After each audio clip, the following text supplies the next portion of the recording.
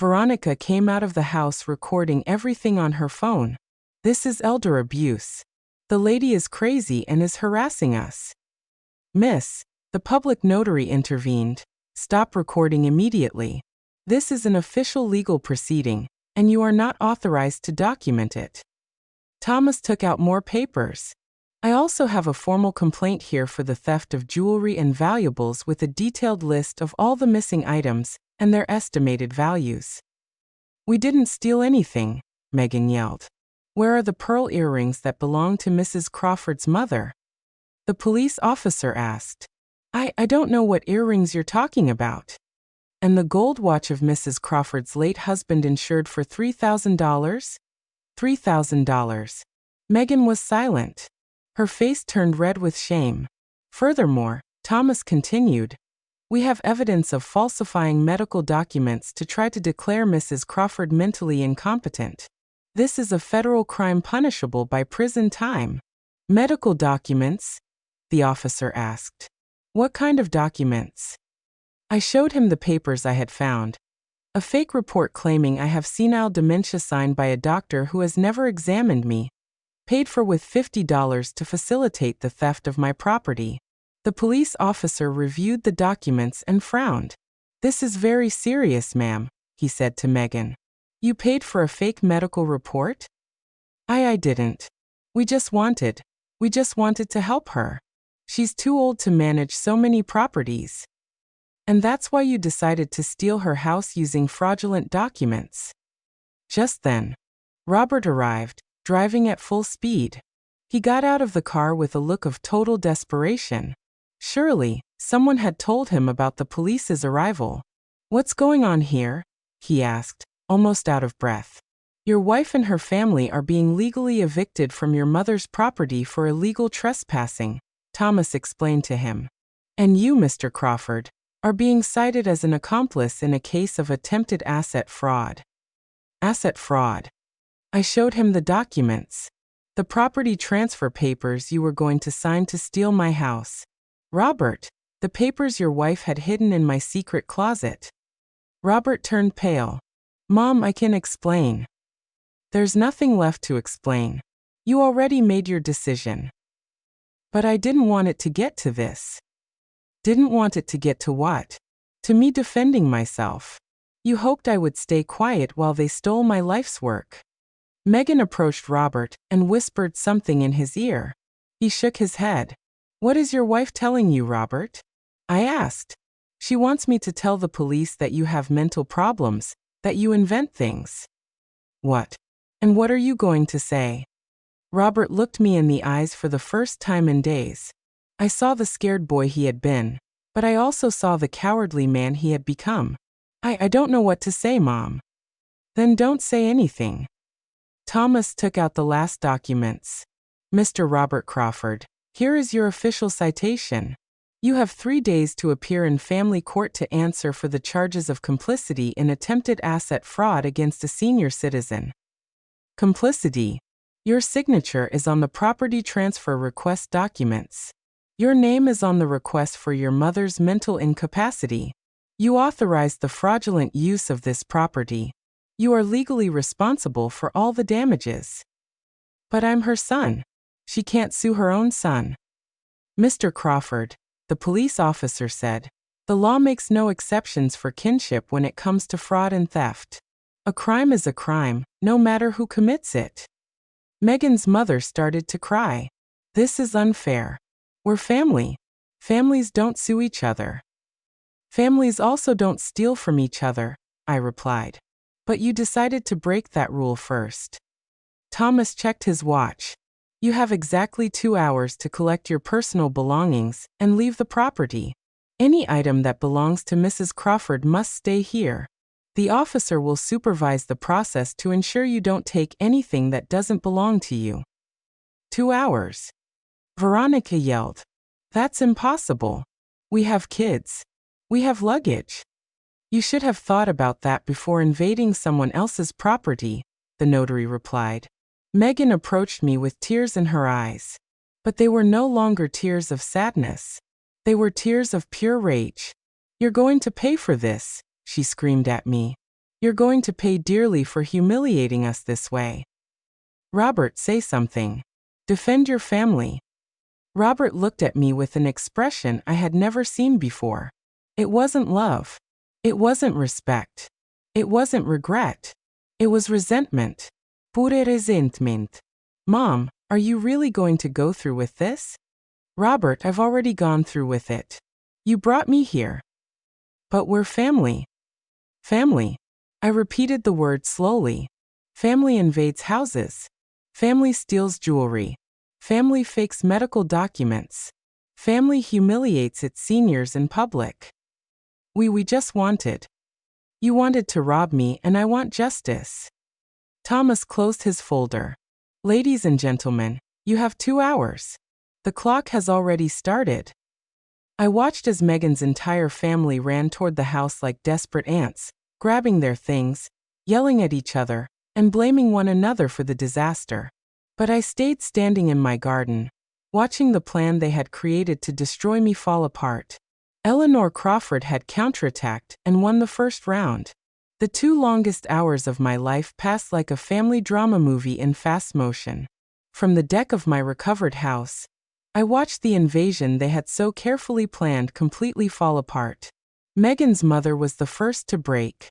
After half an hour of crying and yelling, she sat on the stairs and refused to help with the packing. "This is your fault, Megan," she yelled at her daughter. "You told me everything was settled. You told me the old lady had accepted everything." "Mom, shut up and help me pack," Megan replied, desperately shoving clothes into plastic bags. "The old lady set a trap for us. She acted like a defenseless old lady, and it turns out she had lawyers and money saved up." Veronica recorded the whole process on her phone. But now, it wasn't videos celebrating her new beach house. They were videos of the public humiliation of a family being legally evicted as trespassers. "This is going to go viral," she yelled as she filmed her sister packing. "Everyone is going to know how they treated us. They're going to see what kind of person this lady is." The police officer took her phone away. "Miss, we already warned you about recording without authorization during a legal proceeding. If you continue, you will be arrested for obstruction of justice." The children ran around the house crying and screaming, not understanding why they had to leave the paradise where they had been playing. One of them, a boy about 8 years old, came up to me. "Ma'am, why are you kicking us out? We didn't do anything wrong." My heart broke a little. The children were innocent in all of this. They had been used as pawns in their parents' plan. "I'm not kicking you out because you did something wrong," I explained in a soft voice. "I'm asking you to leave because this is my house and your family came here without asking for my permission." "But my mom said it was our house now." "Your mom was wrong."